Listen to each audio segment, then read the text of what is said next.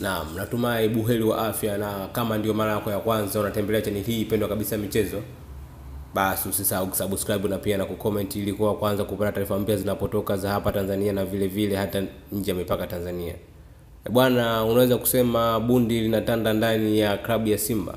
kwani klabu ya Simba mpaka hivi sasa miaka minne haijapata kombe lolote la ndani na hata pia nje ya mipaka ya Tanzania. Klabu ya Simba imeendelea kuwa ni klabu ambayo inakosa makombe, kwani katika miaka minne imeshindwa kupata kikombe chochote zaidi ya ngao ya jamii, ambayo pia huwezi kuita ni kombe bali ni ngao ya jamii.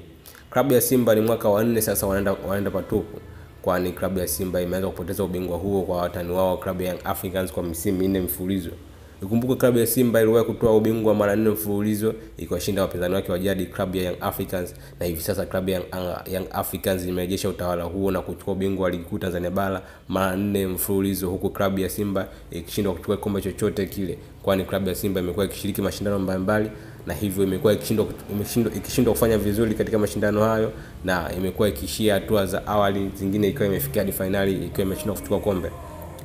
Klabu ya Simba Sports Club imepoteza ubingwa huo leo mbele ya klabu ya Young Africans, ambapo ilikuwa ni mchezo muhimu na wa mwisho katika ligi kuu Tanzania bara. Mchezo huo ulikutanisha klabu ya Young Africans na klabu ya Simba, na klabu ya Young Africans ikafanikiwa kuibuka na ushindi wa goli 2-0 dhidi ya klabu ya Simba.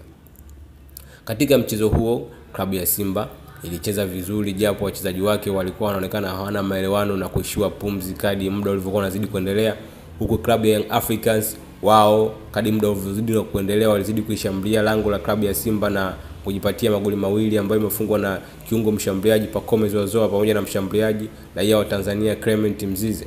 Hadi mpira unaonyesha klabu ya Young Africans ilikuwa ina mbele kwa magoli mawili na klabu ya Simba ilikuwa haijapata goli, lakini ni kama mkosi unaendelea kuandama klabu ya Simba, kwani ni msimu wa 4 sasa mtawaliwa hawapati kikombe chochote cha ligi kuu Tanzania bara wala hawapati mapinduzi, kwani ikumbuko hivi karibuni klabu ya Simba imetoka kupoteza finali ya kombe la shirikisho barani Afrika mbele ya RS Berkane.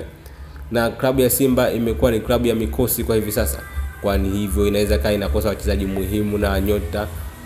na wazuri kama itaendelea kupoteza makombe, kwani hakuna mchezaji anayependa kwenda katika klabu ambayo haitoi ubingwa. Klabu ya Simba inapaswa kufanya tathmini ya kikosi chake mwanzoni mwa msimu ujao. Wanapaswa kuboresha katika eneo lao la ulinzi na hata eneo la kiungo, na pia kuongeza striker kama wataweza, kwani striker hivi sasa Steven Dese Mkwala pamoja na Leon Christian Ateba hawezi kuipa klabu ya Simba mafanikio kama wanayopata klabu ya Young Africans. Na pia klabu ya Simba